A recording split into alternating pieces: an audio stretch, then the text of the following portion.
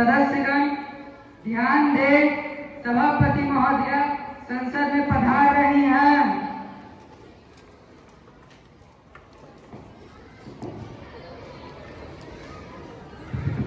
Honorable members, good morning to all of you. I am the Speaker of this joint Parliament presiding over today's session. So I am requesting all the members to please take their seats. I would like to call respected Prime Minister to introduce all our ideas. धन्यवाद माननीय सभापति महोदया। मैं आपको अपनी ओर से और अपने साथियों की ओर से आपका इस बाल संसद में हार्दिक स्वागत और अभिनंदन करता हूँ। माननीय सभापति महोदया, मैं आपके माध्यम से सभी को बताना चाहूँगा कि हमारी सरकार गरीबों, किसानों और युवाओं के लिए कार्य कर रही है। हमारा एक ही सपना है, भारत को विकसित बनाना, जिसके लिए हम दिन रात मेहनत कर रहे हैं और हम चाहते हैं कि हर सेक्टर में अपने देश को विकास के गति पर अग्रसर करें। Now declare that the sitting of joint Parliament is hereby called to order. The agenda for today's sitting including law and order. I would like to call respected Home Minister Ritik. Thank you, Honorable Speaker Ma'am. स्वतंत्रता के बाद गृह मंत्रालय ने रियासतों का एकीकरण करके देश की एकता को मजबूत बनाया तथा पुलिस और प्रशासनिक व्यवस्था को सुदृढ़ बनाया और साथ ही साथ सीमा सुरक्षा बल को बनाया, जिससे सीमाएं और महत्वपूर्ण प्रतिष्ठान सुरक्षित रहे और हमारा अथाह प्रयास रहे कि इस प्रतिष्ठान को हम बनाए रखें। धन्यवाद। Now I would like to call the opposition leader Sakti. Honorable Speaker, respected member of the House and my dear friends, today I rise in the House to speak to against individual but in favor of nation and its people. Home Minister is one of the most important principles in our country, maintaining law and order, ensuring the internal security and protecting the rights of our citizens. But I would like to some serious concerns. जब कानून का जोर पड़ने लगे तो आवाज बंद बन जाता है। My first question is, what will you do in the field of cyber security?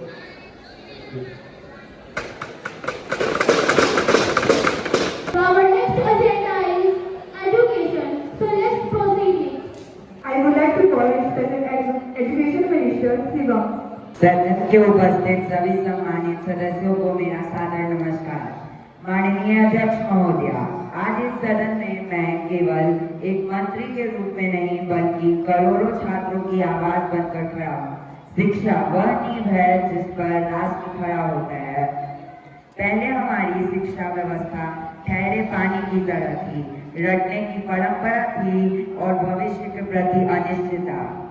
पहले हमारी शिक्षा प्रणाली पूरी तरह से रटने और परीक्षा पास करने पर केंद्रित थी। सरकारी स्कूलों में बिजली, पानी, शौचालय और प्रयोगशालाओं जैसी मूलभूत सुविधाओं का घोर अभाव था। I would like to call the opposition leader Shreya to raise their question. अध्यक्ष महोदया, आपके माध्यम से आज मैं हमारे देश की शिक्षा व्यवस्था पर बात करना चाहूँगी। जैसा कि डॉक्टर भीमराव अम्बेडकर ने कहा था, शिक्षित बनो संतुष्ट करो। उनका सपना था कि हर युवा ज्ञान से मजबूत बने, लेकिन आज भी शहर के स्कूल्स में फैसिलिटीज ज़्यादा हैं और गांव के स्कूल्स में कमी ज़्यादा है। मेरा सवाल यह है कि आप इस अंतर को कैसे खत्म करेंगे और गांव और शहर और गांव के स्कूल्स में एक समान फैसिलिटीज कैसे करेंगे? मैं आपको यह बताना चाहता हूँ कि आपने पूछा कि आज शहरों और गांव में बहुत अंतर है शिक्षा में, पर मैं आपको ये कहना चाहता हूँ कि हमारी सरकार शिक्षा प्लेटफॉर्म भारत नेट जैसे फ्री इंटरनेट उपलब्ध करवा रही है गाँवों में भी, ताकि बच्चे गुणवत्तापूर्ण शिक्षा ले सके। हम ई कंटेंट उपलब्ध करवा रहे हैं ताकि बच्चों को कोई दिक्कत ना हो शिक्षा में। उनके लिए सरकारी स्कूलें अब स्मार्ट बनती जा रही हैं, स्मार्ट क्लासेस, प्रयोगशालाएं, ऐसी चीज़ों की हम लोगों ने उपलब्धि करवाई है।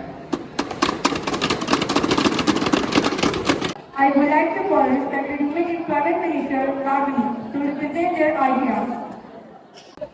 माननीय अध्यक्ष महोदय और मेरे सभी राजनीतिक सदस्यों को मेरा नमस्कार। मैं आज महिला सशक्तिकरण पर बात करने के लिए यहाँ पर हूँ। यह विषय हमारे समाज के विकास के लिए एक बेहद महत्वपूर्ण पहलू है। आज मैं बताऊंगी कि कैसे शिक्षा, आर्थिक अवसर, सुरक्षा और नेतृत्व में महिलाओं की भागीदारी हमारे राष्ट्र को सशक्त बना रही है। सबसे पहले शिक्षा। जब लड़कियों को शिक्षा मिलती है तो वो आत्मनिर्भर बनती है, अपने सपनों को पूरा कर पाती है और समाज में बराबरी से भाग लेती है। जब महिलाओं को सुरक्षित माहौल मिलता है तो वे खुलकर काम कर पाती है और स्वास्थ्य नेतृत्व। जब महिलाएं हर क्षेत्र में नृत्य करती है तो नीति में बदलाव आते हैं और समाज में समानता और न्याय बढ़ता है। धन्यवाद। I'd like to call the opposition leader Rashmi to arise their question. Bengal की मार ने चूल्हा बुझा दिया, बहनों को उन्हें पोखर में सुला दिया। अब चुप नहीं बैठेंगे हम, उनका हम मांग के रहेंगे। सरकार ने नारी को सिर्फ द्वारों में बुझा दिया।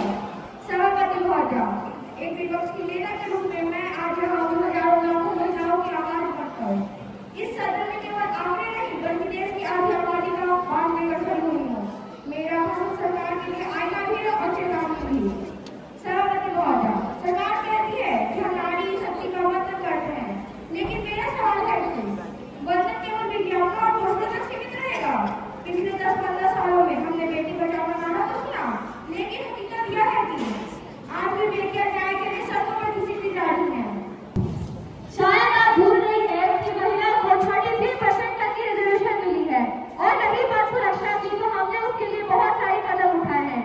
उदाहरण के लिए फास्ट ट्रैक कोर्ट बनाए गए ताकि रेप के मामलों के तेजी से निपटान हो सके। पुलिस और न्याय व्यवस्था को और मजबूत किया जा रहा है। महिलाओं के लिए 24/7 हेल्पलाइन जैसी सुविधा दी जा रही है और स्कूल व सार्वजनिक जगहों पर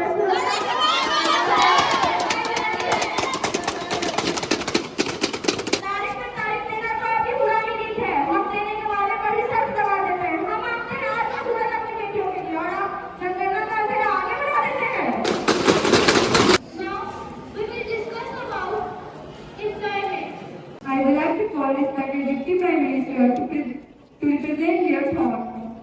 माननीय अध्यक्ष महोदय, आदरणीय सदन के सभी सम्मानित सदस्यों को मेरा नमस्कार। मैं आज इस सदन में रोजगार जैसे महत्वपूर्ण विषय पर अपने विचार को प्रस्तुत करने के लिए खड़ी हूँ। स्वरोजगार और स्टार्टअप हमारी सरकार युवाओं को ये सिखा रही है कि आज का छोटा उद्यम कल का बड़ा स्वरोजगार बन सकता है। जैसा कि आप जानते हैं, हमारी सरकार ये निश्चय कर रही है कि सिर्फ जो रोजगार है वो शहरों तक न पहुँचे, गाँव तक भी, ग्रामीण क्षेत्रों में भी पहुँचे।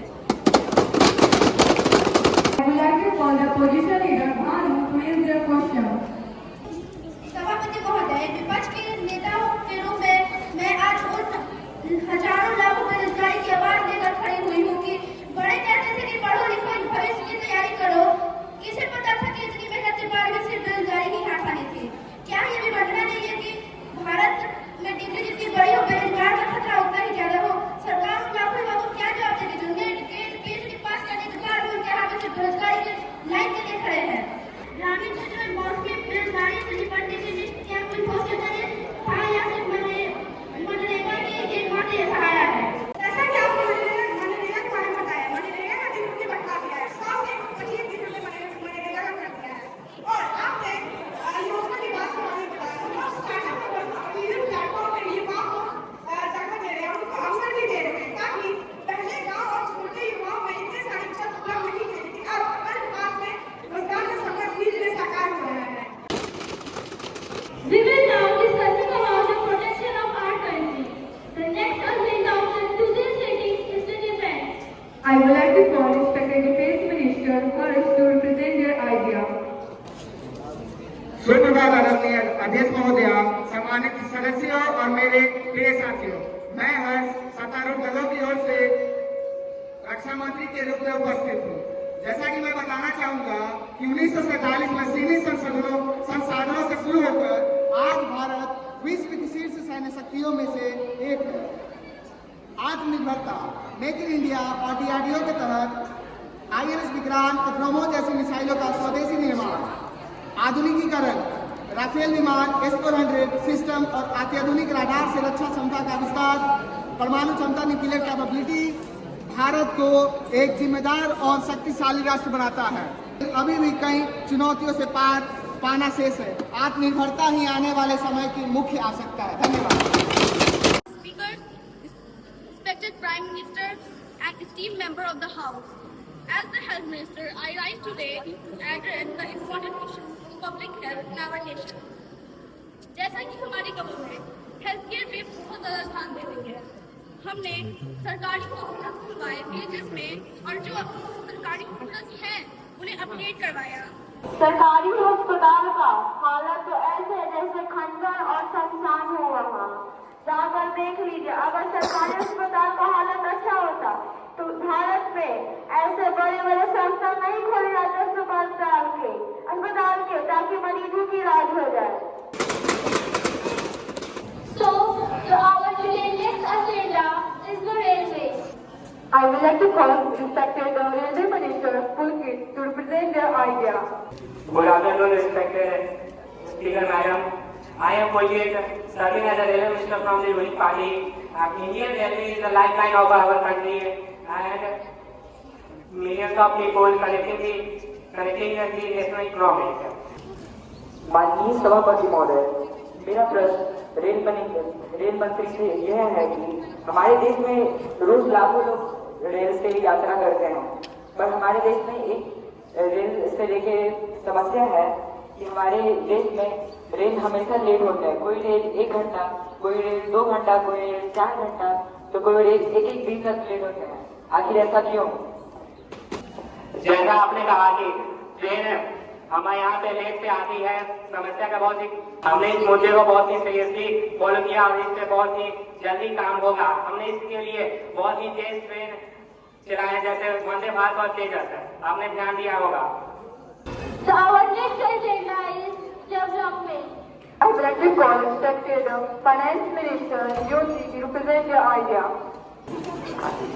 माननीय अध्यक्ष महोदय, मैं आज यहाँ विकास के बारे में बात करने आई हूँ। सबसे पहले भारत में रिकॉर्ड स्तर पर पूंजी का व्यय किया जा रहा है। रेलवे, बंदरगाह और हाईवे एडिकेट विशेष कर लगाए इन्वेस्टमेंट बढ़ाए जा रहे हैं। इससे बड़े स्तर पर इंफ्रास्ट्रक्चर में निरंतर योगदान 2014 से पहले क्यों नहीं देखे गए थे?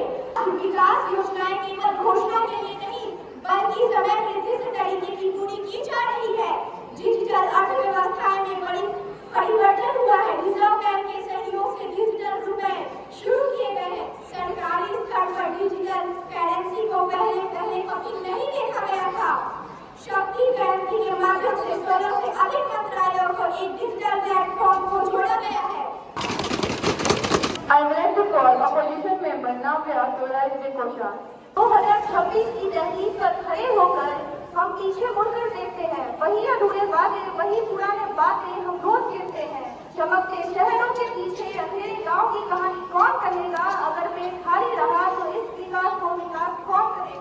माननीय अध्यक्ष महोदया, आज सत्ता पक्ष के मेरे साथियों की बातें सुनकर मुझे ऐसा लगा जैसे मैं सदन में नहीं बल्कि अलादीन के चिराग वाली किसी काल्पनिक दुनिया में बैठी हूँ। इस विकास की ये बातें कर रहे हैं, उसे ढूंढने के लिए अब मुझे दूरबीन नहीं बल्कि माइक्रोस्कोप खरीदना पड़ेगा। अध्यक्ष महोदया, ये कहते हैं कि देश डिजिटल हो गया है, बिल्कुल हो गया है। अब गरीब आदमी भूखा सोता है तो खाली पेट की आवाज मुझे डिजिटल सिग्नल जैसी सुनाई देती है। इनकी तरक्की का आलम तो यह है कि अब बेरोजगार युवा पकौड़े करने के लिए भी PhD की मांग कर रहे हैं।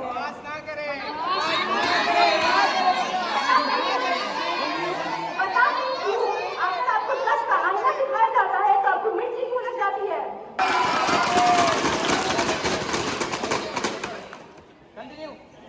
क्या ये वही स्किल इंडिया है जिसका सपना आपने दिखाया था? सरकार कहती है कि सड़कें मखमल जैसी बन गई है। अरे साहब, सड़क तो तब काम आएगी ना जब आज आपकी गाड़ी में तेल होगा। पेट्रोल के दाम तो ऐसे बढ़ रहे हैं जैसे कोई रॉकेट चांद पर जाने की तैयारी कर रहा है। अब तो लोग अपनी बीवी को खुश करने के लिए कहते नहीं, पेट्रोल की बोतल गिफ्ट करने के लिए सोच रहे हैं।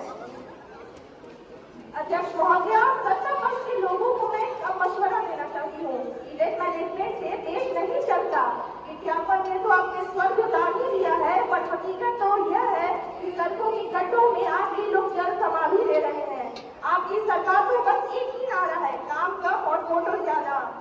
मैं अपनी बात बस एक शेर के साथ खत्म कर दूंगी। तुम्हारी फाइलों में गांव का मौसम गुलाबी है, कि तुम्हारी फाइलों में गांव का मौसम गुलाबी है, मगर ये आंकड़े झूठे और ये दावा किताबी है। जनता को अच्छे दिन का झुंझुना लेना बंद कीजिए और असली समस्याओं पर बात कीजिए। आप ये कैसे कह सकते हैं? हमें बताइए, हमको प्रूफ कीजिए कि आप ये कैसे कह सकते हैं। रूलिंग कर रहे हैं आप और मांग रहे हैं प्रूफ हमसे। ये कहाँ का ध्रुवीकरण है? और तुम्हारे दौर में चलते होंगे, तुम्हारे दौर में तो बस नाम बनने जा रहे हैं, मगर हालात कल भी बदतर थे और आज भी है। जो रक्षक थे वही भक्षक बने बैठे हैं और इंसाफ की तरह जो आज भी राज में है। ये मुद्दा वाकई विचारणीय है, तो हम लोग इस पर विचार करेंगे। तो आज का अगला कार्यवाही का एजेंडा है agriculture. I would like to call respected Agriculture Minister Kritika to present the idea. Good morning to respected Speaker Ma'am, Prime Minister and all the ministers present in this child parliament. As usually, I am the Agriculture Minister of this nation, and first of all, I wanted to talk about the agriculture, the heartbeat of the every nation of the people, every economy, every home. It is not just about sowing seeds and harvesting crops. We know this and we respect this all. And we know that farmers' life is very, very hard and very disciplined. That's why farmers are called Annadata. And we understand this all things. That's why the opposition was removed and we are selected as the ruling government. मैं विपक्षी नेता कुंदन पवार से हूँ कि वे अपना पक्ष रखें। माननीय अध्यक्ष महोदय, कृषि मंत्री जी ने अभी बोली कि हम यह किए वह किए। हम उनसे यह पूछना चाहता हूँ कि आपके कार्यकाल में कि आय मुक्ति करने का वादा किया था, उस लक्ष्य की वर्तमान स्थिति क्या है? आपने भी यही पढ़ा था, एमएसपी की घोषणा तो होती है, लेकिन कितने प्रतिशत किसान को एमएसपी का लाभ होता है? और मैं इनसे यह भी पूछना चाहता हूँ बढ़ती कीमतों पर सरकार का क्या नियंत्रण है और छोटे किसान शायद आप भूल के कुंदन जी कि हमने क्या क्या किया है, आप याद से पढ़ लेते हैं। हम आपको यही कहना चाहते हैं, आप किसान दुख समस्या सब समझते हैं, आप परिणाम करिए। हाँ, इस पहले आपने बोला कि हमने क्या किया, हमने डिजिटलाइजेशन किया, टेक्नोलॉजी लॉन्च किया है, हमने हमारी बेटियों को हमने दीदी को योजना हमने खेतों में इंसेक्ट को मारने के लिए दवाइयाँ छिड़कने में ड्रोन को दिया। आपने क्या किया पहले ये बताइए।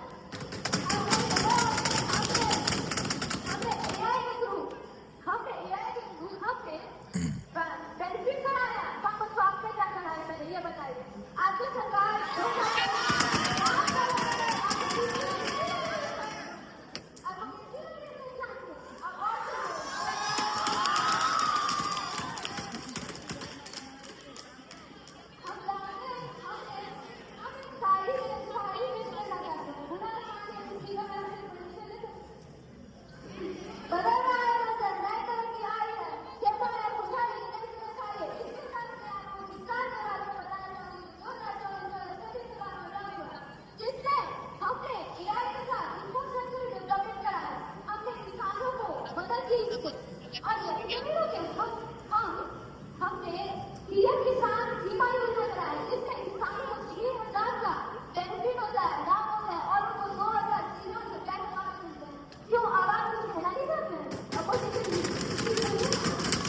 आपने तो बोला ना कि किसान की आय दुगनी करने के लिए, पर आय तो अभी तक दुगनी नहीं हो।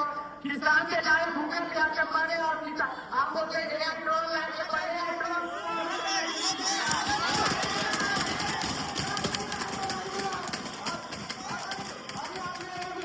अभी आपने ऐसी बोला था कि हम हर गाँव में बोतल लगवाएंगे और बोतल तो आपने खा गया है।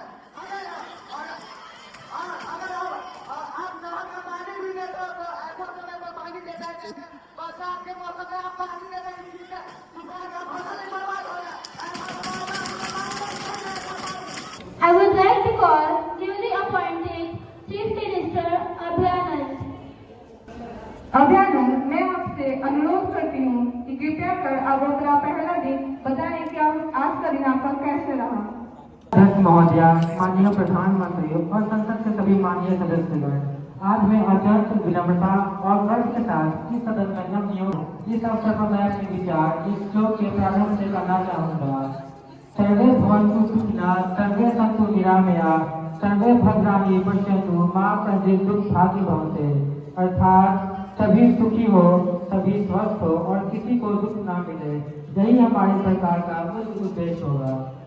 Today's session is completed, so at the last you will stand up for the national anthem.